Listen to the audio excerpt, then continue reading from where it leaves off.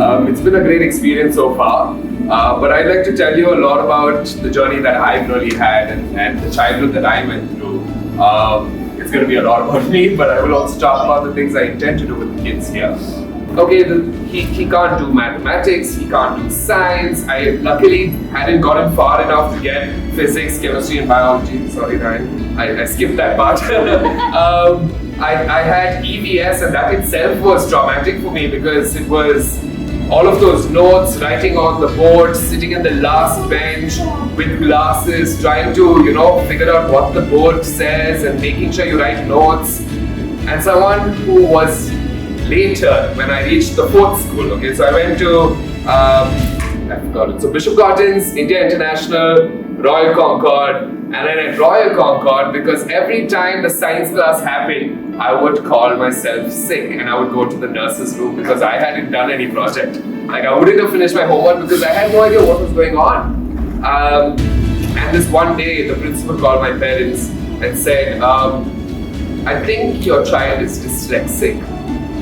Probably you should get an assessment done. And my parents are clueless because they just said, no, I'm sure it's just that, because they still in denial. They had no idea that moving me from an ICSE school to two CBSE schools, they said it's just that I probably have a problem. It's not, it's not the institution's fault, it's probably me. But they were in denial that it was a learning disability. And of course, at that time, there was no awareness about these learning disabilities. So then they did an assessment and they realized I had ADD as well as I had dyslexia. And they finally found this school called Vrindavan, which is in South Bangalore. That was when I learned Kannada because I had to go to South Bangalore. And it was a very interesting journey because from a ratio of 1:60 students, 1:50 students, 1:40 in Royal Concord, I went to a classroom that was 1:7 students. And I think I had a cultural shock. I felt like, okay, this doesn't seem like a school. It doesn't have a playground. It doesn't have enough students. My classmates are not my age group. There are different people with different ages. There are girls also in my class. I think that was also a cultural shock. And here, the experience was my teachers were my friends. I think they really bridged that gap between a teacher and a student because for an example, if you're in a mainstream school, you cannot disagree with your teacher. Your teacher's opinion is the final opinion. There is nothing else. You cannot have an opinion. You cannot challenge your teacher's opinion. Here we were forced to challenge our teacher's opinions. Here we were given and it wasn't only about challenging that opinion, you had to justify your challenge. And said why and so that's when at the age of 14, we realized that this is how the world is, that we are open, we're allowed to have an opinion.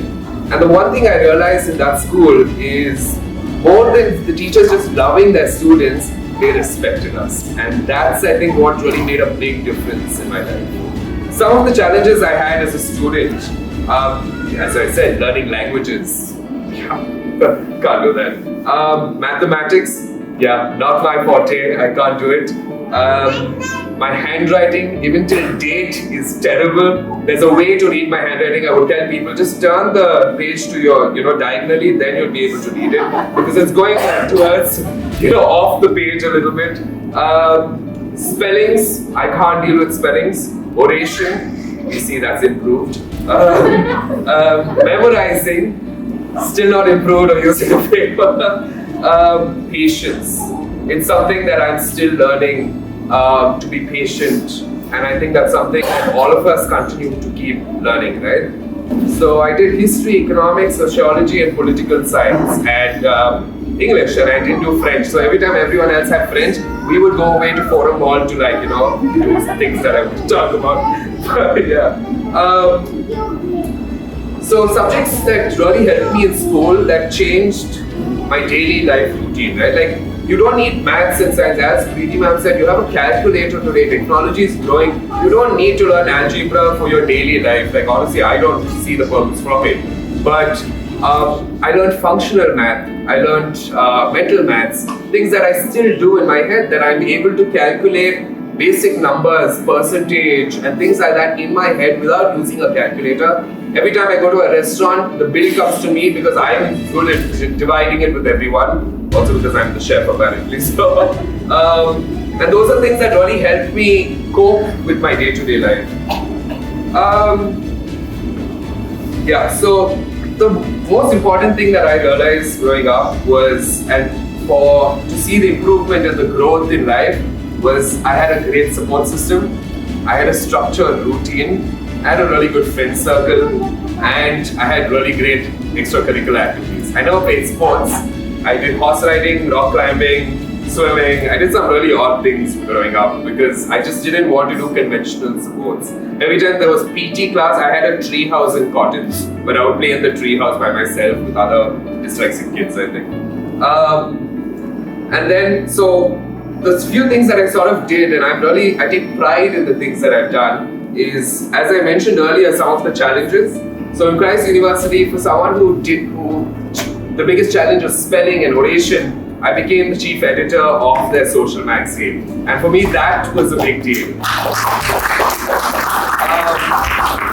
And then in Masters, when I went to Le Cordon Bleu in London, I was part of the team that recreated the Queen's 75th wedding anniversary wedding cake. And so that was, for me,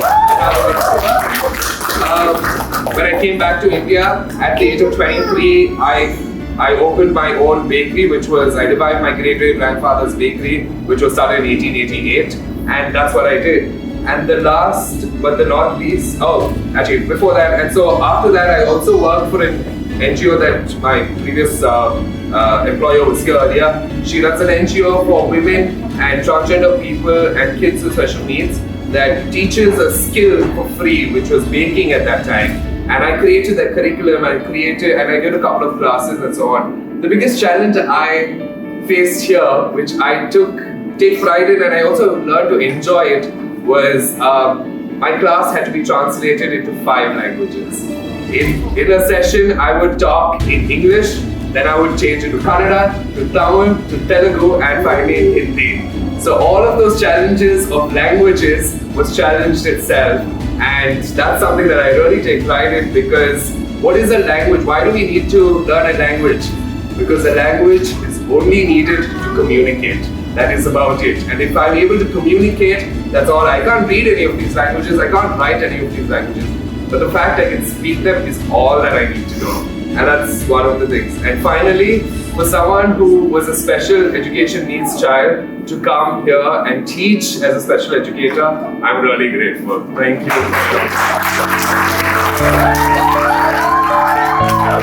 you.